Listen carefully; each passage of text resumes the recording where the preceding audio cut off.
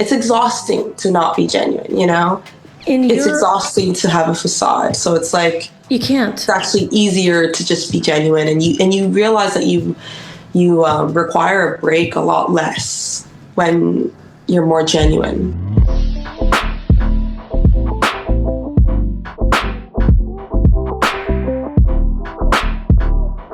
Welcome to Interethers Interviews. And the reason why I asked you for an interview is because you are an incredible singer, pursuing your dream with what seems like, on my end, every single thing you have. Yes. And there's nothing else you can do but sing, because it's your heart, it's who you are, it's in what I feel when I listen to you sing, in every single fiber of your being. And I was just looking at a few of your Instagram reels, and I'll just show this one, but it actually brought tears to my eyes. And it's a Rihanna cover, a song that, you know, we've all heard many, many times, but the magic in music is when you can make me feel something. Yes. And I agree with that. Yeah. I don't know what that's called, aside from just something that we can't explain. Yeah. I don't know you, but I feel what's inside of you when you sing. Yeah. And so I'll just play this beautiful song of yours.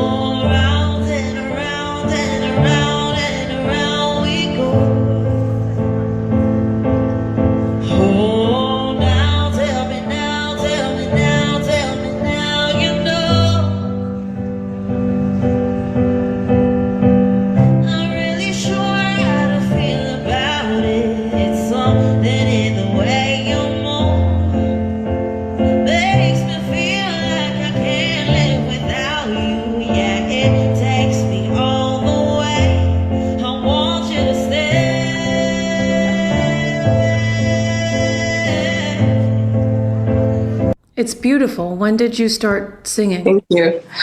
Honestly, my earliest memories are of me singing. I feel like I don't remember a time where I wasn't singing or I didn't want to be a singer. Like, yeah, I feel like the moment I could speak, I mean, I probably have to ask my mother if that was like to be specific, but one of my earliest memories of me sitting on my couch, and like one of like the first apartment I remember me and my mom and my family living in, and I was trying to sing "I Can Make It Through the Rain" by Mariah Carey, and she like holds this note. I don't even know that song. I can sing a bit of it right now. Go ahead. It's like it's popular for, I think, like Mariah Carey fans, which I consider myself a Mariah Carey fan. I consider myself a Mariah Carey fan. But it's one of the older ones. I forget which album it comes from. I think maybe Rainbow or Rainbow was not her first album. No. Oh, you know what? But I don't think I listened. Okay, go ahead. But I can make it through the rain. I can stand up once again on my own. And I know that I'm strong enough to mend. Every time I feel the pain, I hold tight to my faith. And I live one more day, and I'll make it through the rain. Oh, you know? Are you trained? I haven't sung that song forever. Are you trained? I'm not. I'm like self-taught. I've never gotten like professional training. I have been thinking about it just because I think you can never like know too much, you know? But I dabbled in acting, and some good friends of mine are actors, and you're always working on your craft. yeah. Yeah. Just always, it never ends until the day you die. Right. You know, it's just what you Without even do. trying, like, you know, Well, it's just there. I think that's when you know, like just Hmm. by you saying without even trying, you know, this is what this is the space that I created. And it was just an idea at first. And the more interviews, I've always loved people. And I've always loved hearing someone's story. And I actually, when I was little, wanted to be Oprah. Uh, yeah. I love, I did. Yeah. Just no one can be Oprah, but that's who I wanted to be when I was younger. Yeah. And, but to your point of not trying, it's really easy to work on this. It's really easy to, like, time will pass and I can send a billion emails and look at different things, and it's not work. It is work, but it's not work. And I feel like that's how you know it's right. Yeah. And regardless of how, because you don't, you know, you're not going to be successful until, we're not going to be successful until many years from now. You know, Yeah. there's no one has an easy path, and rarely are people overnight successes. Hmm. Everyone that you see that has made it, there's such a long history of effort and work and Yeah. failure and rejection. Yes. All of it. It's just like, how much can you take? Yes, exactly. You get better at it. You get better at like kind of dealing with the rejection or the no's or even just people questioning it. Because sometimes it's not a full on rejection. It's just like you kind of have to learn how to deal with other people's doubt, you The know, people close without to making you, it your own, you know? like the people that are close to you that are That like, too. Yeah. what are you doing with your life? Right. Yeah. Yeah. And you're, you know, I think there's a knowing inside of your heart. Hmm. And as long as you know who you are and know what you want to do, you just have to keep continuing on that path. Yeah. How is your career going? I think it's going great. I think it's at, I want to say it's at the greatest like place that it's ever been, Knock on you wood. know, but I'm not Yeah. like, I mean, I'm a believer in, yeah, like sometimes people can jinx things, but at the same time, it's like, I say that knowing that I also believe it's not the greatest place that it'll ever be, you know? And Sure. so it's like, I can appreciate the progress that I've made, and I can appreciate just the things that I've achieved. And I like being really like thoughtful and taking out time to like really just appreciate what I have achieved, Yeah. you know, because you can get so caught up if maybe you haven't achieved the goal or the whatever you set yourself to like achieve, you haven't achieved that yet. It can feel like you didn't get anywhere. Like you can get caught up kind of like forgetting all that you've kind of done Done. already. I Yeah. completely understand. I remember my very first interview. I had sent out many emails, many like the one Hmm. I sent you, Hmm. and I genuinely mean like every single word I say in Hmm. my email. But it was Lily Fangs. Do you know who she is? I don't. She's out of Colorado. She's a rapper, also a singer, a poet, writes a lot of her own music. And I sent her an email, and I remember her saying yes, and that just felt like, okay, I won. Like, I won the whole contest. Yeah.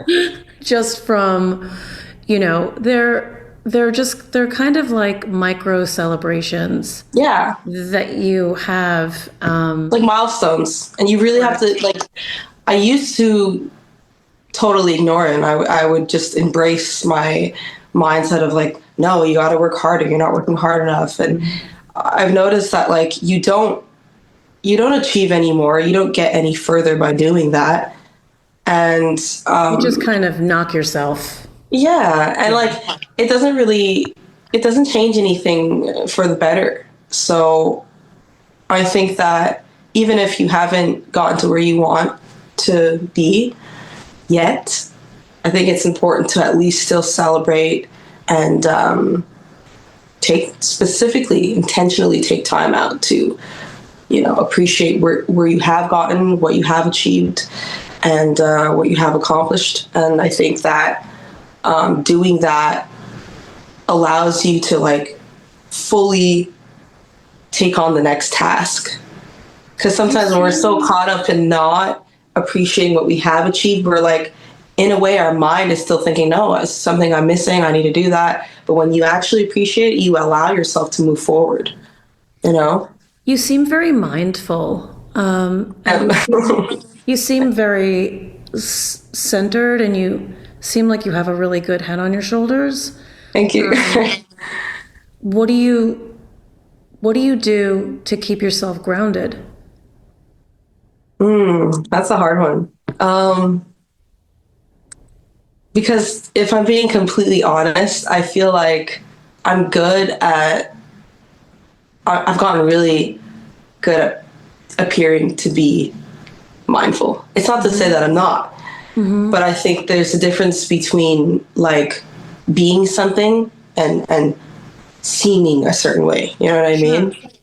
And like, especially when you're doing the career that I'm doing, it's like so many people will have like a certain perspective of you and will perceive you in so many different ways. And sometimes it's true and sometimes it's not. And I think that I haven't always been grounded. I kind of feel like as time goes on, I have to discover new ways to ground myself. It's not like I can't use something that I used to use to ground myself in the past now. It doesn't always work like that. I think the only thing that has still been something that grounds me is music. But even still, music in a way has become like overwhelming at times for me. Even like I don't know. So it's a bit of a revolving door of different things that I have to keep kind of trying and inventing new ways to ground myself. Because I think, especially right now, I'm going through so many different experiences and just environments in my career and in my life that I can't imagine something that used to work in that environment and in that experience and moment in life, like still working today. I just can't, you know? Well, I think life is like a myriad of great things and terrible things Yeah. at the same time. Yeah. And I would say keeping your composure, but not spiraling. Yes. Yeah. And I think, okay, sometimes it's good to allow yourself that maybe not in public, but like, Maybe in public. maybe, If that's where you are, if that's what you have to do. Yeah, exactly. you have to be But honest yeah, I with think being yourself. honest. Yeah, I think honestly being honest the whole time, as genuine as you can be, is like it's the better you're gonna feel. You have to be you have to be true to Yeah, yourself. because Someone I feel can't like tell you not who being to genuine be. is, yeah, it's exhausting to not be genuine, In It's your exhausting to have a facade. So it's like You it's can't. actually easier to just be genuine, and you realize that you require a break a lot less when you're more genuine. I've always I've always been an oversharer. I just can't help it. Like I've just been that way my whole life. And it's not like maybe there is something psychological that like Sigmund Freud could tell me about myself. I don't know. But I've always been an oversharer. But what I've found for me, and I'm 49, and Would never guessed. it weeds my garden out. Because the people that don't respond, like I'll be at lunch with maybe someone like a mom I just met at school, and she'll order a glass of wine, and I say, I don't drink anymore. And then if the conversation like falls flat, you can kind of tell if it's someone where you could completely be yourself, Yeah. or that person, and no judgment, but that person's a little more guarded and not Well, really. it's usually the more guarded people because I kind of think that the people who do judge, who are typically the more guarded ones, they're not actually like judging you because they feel you're, it's a negative thing or it's bad that you're oversharing. And it's like, ugh, like, I'm looking down on that. Like, ugh. I think secretly there's a part of them that kind of just wishes they could be that brave to be that open and be that genuine. It's like even busking, like when I'm singing, there's Oh, people who that's pass brave. by. I mean, you have to be, but there's tons of people who pass by. Maybe not tons, because there's definitely more people who have a positive reaction, but there's definitely people who have negative reaction or who give a side eye or they say something negative or, they shout Something some sort of. negative, like that just really Well, blows you know what my I mean? But mind. like, I think deep down, the glares and everything else, I think it's just coming from a place of insecurity on their part. And I think it's coming from a place of like, a lot of times they secretly envy the fact that you have the bravery to do that and the courage to do that. And it's like, they'll be like, oh, well, who does she think she is? But it's like, I think a part of them just wishes they could be that brave or be that courageous. And like, maybe It's not all of them, also, but yeah. when you're singing out there, and obviously I'm feeling what you're creating. There's a massive vulnerability Yeah. by you being out there. And do you go inward and not even, you don't feed off the crowd, you feed off of whatever is happening inside of you? Do you go inward in that way? I think it's a mix of both. I think it's actually better. It really kind of depends on how I feel too, because like if I'm feeling a lot and I'm really like having a hard day or I'm going through something, it's a bit of a process getting out of my head. Because I am very, thoughtful, but I'm also an overthinker. I would call myself an overthinker. Well, you And I want it to used, be good. well, there you go. But like, I also used to look down on that because like a lot of people like get annoyed with people who overthink, or maybe it's just the overthinkers that are overthinking the situation, and they just think everyone's annoyed with them. Who knows? That's what I'm talking about like Yeah. staying grounded, I don't know. But like you have to accept yourself. You have to accept that like when I find myself overthinking something that happened or if I mess up a note, I just have to remind myself that like I'm like, Katie, you're an overthinker. Yeah. And which means I have to like keep in mind that I will allow myself to overthink and feel how I'm going to feel, but with a grain of salt, as in remember, you're an overthinker. So everything you're thinking right now could just be just that, a thought, But also, after I launched the series, that's when it became very real because that's when I publicly shared it. Yeah. Prior to that, it was just something that I was creating and storing on my computer and Yeah. working on, just putting it together and giving it a structure. And for like the next 2 weeks, I just remember having a lot of anxiety about publicly sharing it and how it would be perceived and if people would think I was stupid and just whatever. All of these things. And then I scrolled through and just looked at, like, on my reels, it's just one, it was maybe like, I think I had 13 interviews when we launched, and I was just looking at the square of each person's interview, and I just remember thinking about how much I enjoyed talking to all of those people and hearing all of their stories and saying to myself, if that's it, like if that's as far as it goes, I'm really proud of those 9 boxes. There you go. Yeah, I mean, I think that's what matters. That's what matters, you know? Because even myself, like when I look over some of the videos that I've posted of me singing outside, like I'll try to pick it apart and, oh, you didn't hit that note technically correct, and like all these things. But at the end of the day, sometimes, especially the ones that involve like other people, I actually remember that moment, and I'm like, I'm really happy that I just like experienced that.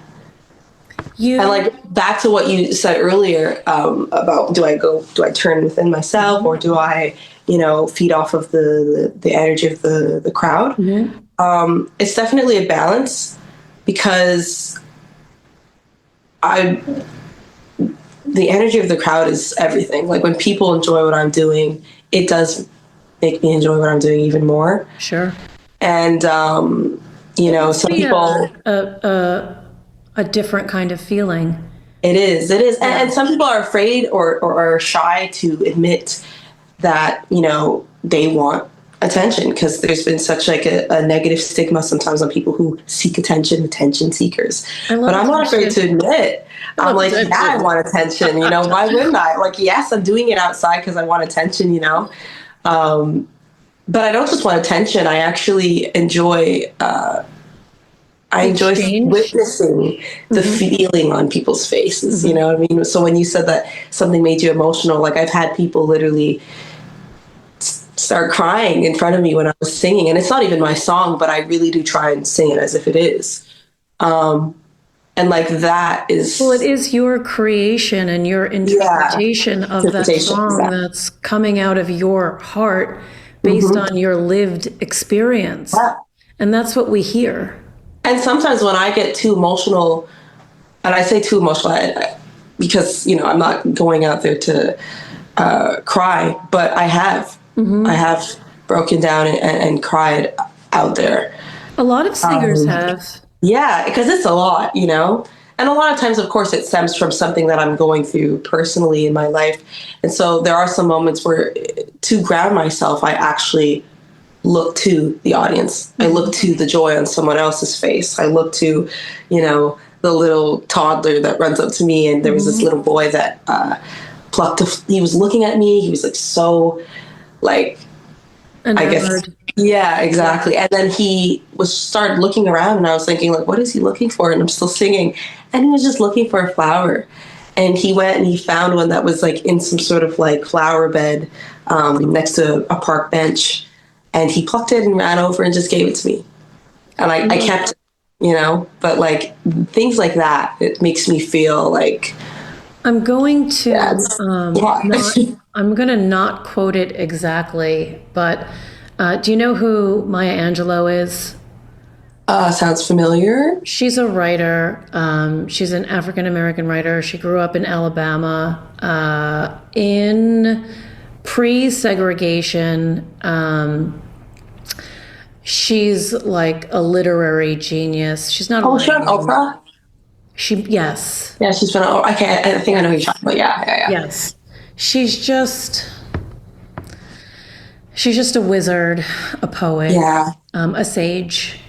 And she said, you don't know how powerful you are. Like, if a little girl sees you and likes the way you dress, that little girl will look at me and say, oh, I like the way you dress. I like that little briefcase that you carry. And you have that little boy watching you and creating that feeling. That's, you can sing in front of like kings and queens and the masses, but you actually affected, like that's a very powerful moment too. Yeah. In the course of time that we're on this planet. So there is a lot of power in you. And, when I look at singers, artists, musicians, I just look at all of these people like, you guys are creators. You are creating feelings and moments in imagination, and it's everyone has that ability. I don't think everyone taps into it because of circumstance, or maybe not having the encouragement from the people around us to do that. Which leads me to your next question. Your mom, was she very supportive of your journey? Yeah, she's been supportive of my journey. I sometimes will, like, just talk to her on the phone and tell her about something interesting that happened when I was performing, and she'll want to hear all about it. I show her when I'm really like proud of a song that I wrote or recorded.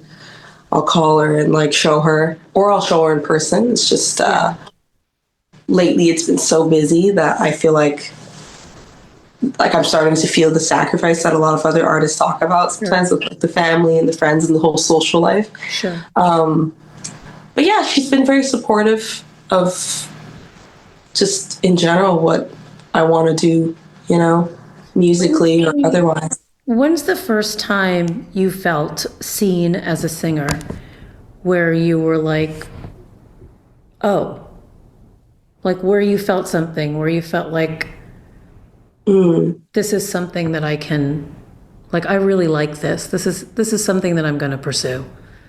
When I was in elementary school, it was a school in Meadowbrook. It's not really called Meadowbrook anymore. I think it's titled something else now. But there was the steps in the playground in the back of the school, and there was like these concrete steps, and I used to just kind of stand on the top platform, and people would either sit on the steps or they'd sit on the ground. And I'd pretend like that little platform was my stage, and I would just sing to like random kids who were in like different grades than I was in. And it was around that time, that and singing. I used to sing on the bus to school and from school. I'd sit in the front of the bus and I would just sing, and the bus would listen to me sing. So it was that moment that I was like, yeah, I want to do this. I didn't realize it at the time when I started this, but in hindsight, I think we have 30 interviews, and there is a definitive through line, even though everybody is really different. And the through line is every single person that I have spoken to is on their path, is following their heart, trusting themselves, and listening to the voice within. Yes. And I think when that happens, you meet the people that you're supposed to meet. And the right doors open that you should be walking through. Not that they're all going to be correct, and not that they're not going to be without their setbacks, because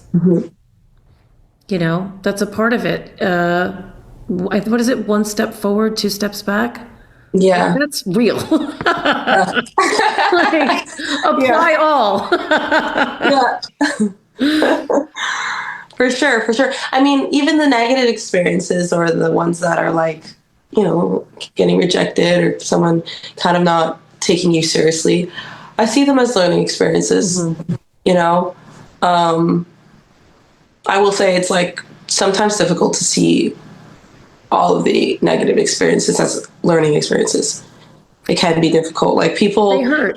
it sounds great to say, "Oh, I learned from that," but when you're going through everything, especially as like solo as I'm doing it right now, it's very difficult to see the silver lining and everything. And I think it's okay to just admit that you don't. Like, there's something I've been kind of really thinking about recently.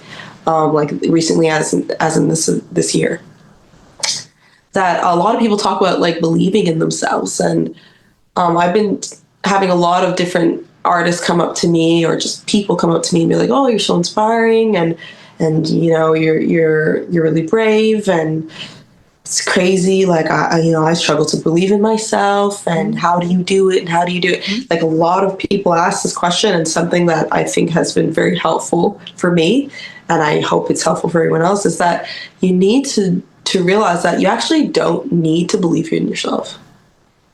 I think that if you rely on believing in yourself, it's when those moments in which you don't will get the best of you.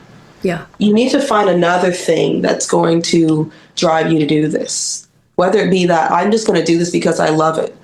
Because the reality is, like, a lot of us don't like to admit this, but there are days that will pass us by where we didn't really believe in ourselves. Or we believe in ourselves, but we didn't believe in achieving, you know, this specific thing, or, performing in this specific location. And, like, I just realized that it's like relying on how I feel or the belief in it. It's like that's not sturdy or stable enough, you That's know? a part of it. There's definitely a part of it. You have to you have to believe in what you are. You do have to believe in who you are. Yes. You also have to be you have to accept failure. Yes. That's going to be a part of it too. Yeah. Because simple belief, like you said, it's not going to do it. No. You have to have also, and sometimes strength is built along the way 100%. during, Yeah. you Yeah. know, during the storms. I've been seeing this a lot. Like men are posting it about storm season. Mm. Have you seen that? I have not. What is So, it? storm season, I suppose, like, I mean, you can just guess. It's when you're having a really difficult time. Yeah. And we all have really difficult times. And then we have also moments that bring us to our knees, Yeah. all of which you just have to accept and keep going. Not that it's easy. No, it's not. It's definitely not. But you just have to do it anyways. You have to find it in yourself to do it anyways. And how I find it in myself to do it is just for the love of doing it. Like, you have to agree to get fucking beat up. Yeah, exactly. In a way, you like, yeah, like you can't. You're like, you know what? It's gonna happen, and Yeah. you're gonna go through negative periods. And I've had many days where I'm like, I don't know if I could do this, Yeah. and I didn't. I could feel that my belief wasn't there. Like, is it important to have it? Yes. Is it better when you have it? Yes. But will you have it every single day? Maybe not. Maybe some people do. I just know I didn't, and I know that I found a way to do it anyways. I specifically remember a lot of days where I didn't believe in myself, but I still did it anyways. Right. And I think that's a greater strength. Right. Because it means that you're not going to allow how you feel to be the reason why you do or don't do something all the time. It's discipline.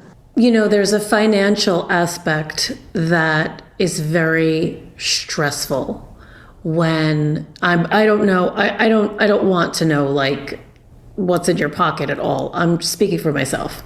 There's a financial aspect that's very stressful, and in the beginning you are just not making a lot of money. And you're putting a lot of time and a lot of effort into something that doesn't have a big financial return, Yeah. which is a big stressor in life. Yes. So, my side job, I just started real estate.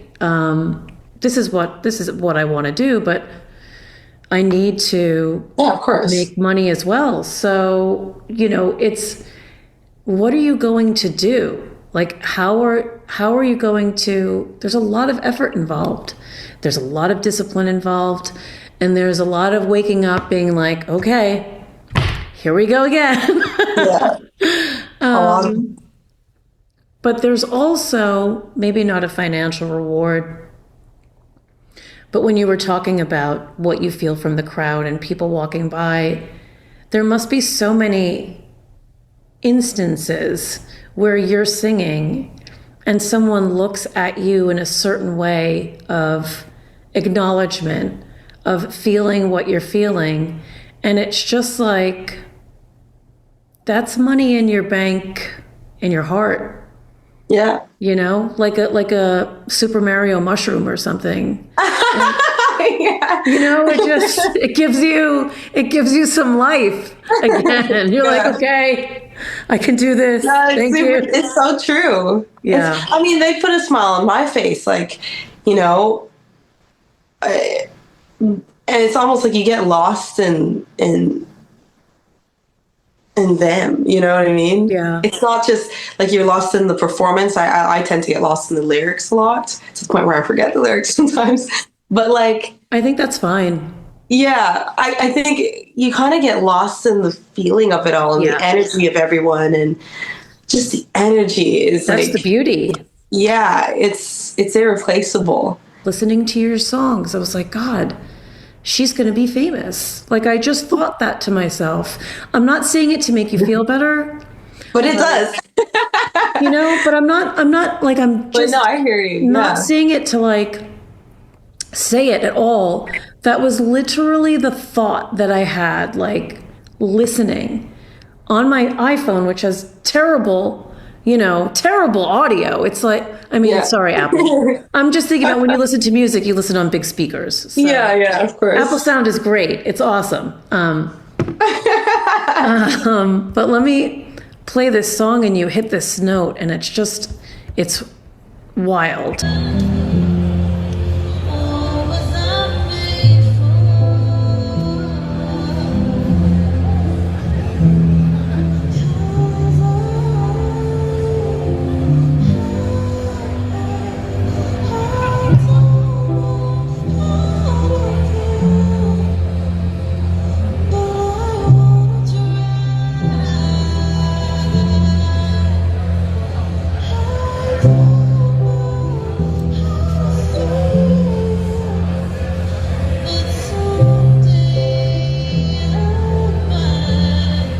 Yeah, I got like chills again.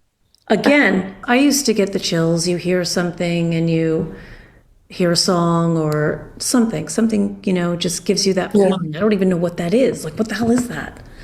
Like I don't what? know, but I know exactly what you're talking about. Like, there's certain artists that would give me that, and again, that's another reason why I was like super inspired with Mariah Carey, because she was one of the artists that would give me that every time I listened to Yeah. Yeah. certain songs. Adele also has given me that feeling a few times. You know, Celine Dion, like, she's yeah, incredible. Like when she hits those notes. yeah.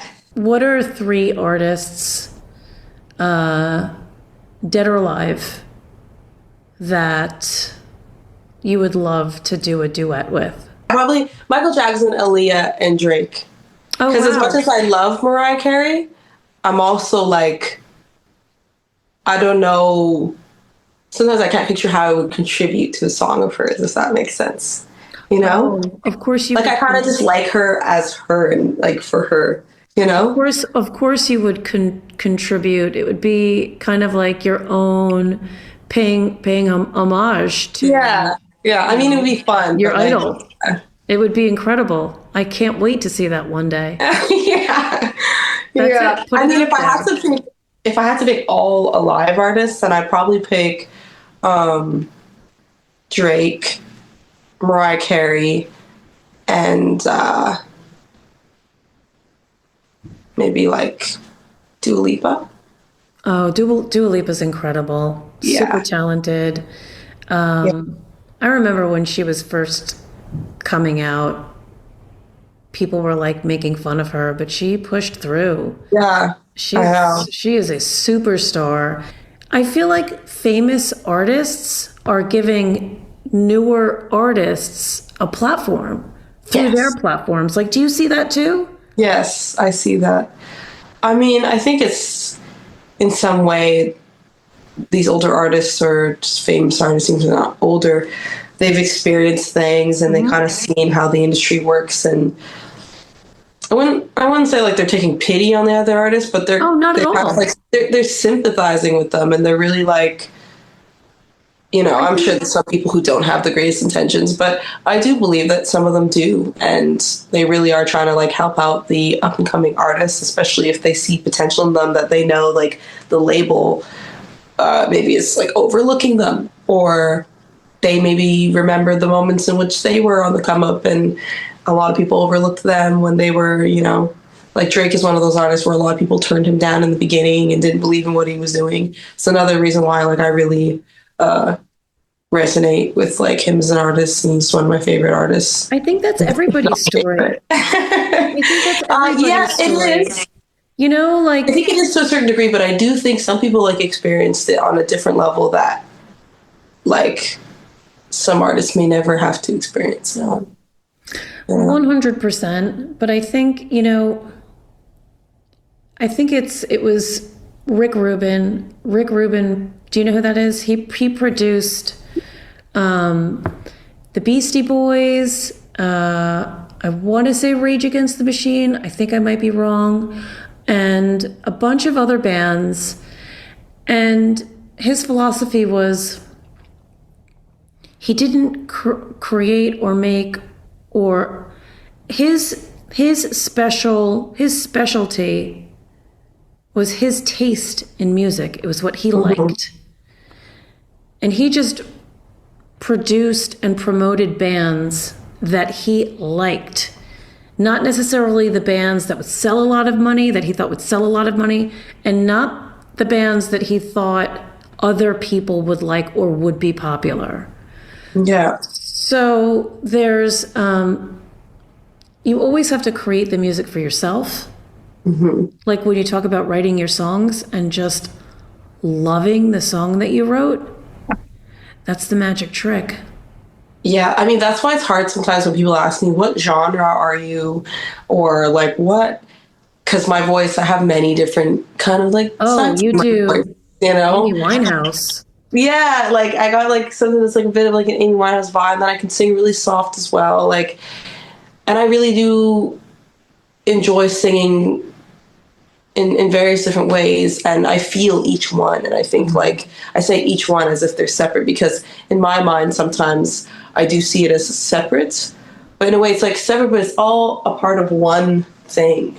And to Sure. me it's just like I'm that one thing, and I don't believe I have to put myself in a box, vocally, or you know be one specific genre. That's why when people are like, if you have to pick one, I can never pick one. I'm always like pop slash R&B, and I'll do other genres like here and there I'll dabble in, but mainly I do write and sing pop and R&B type music.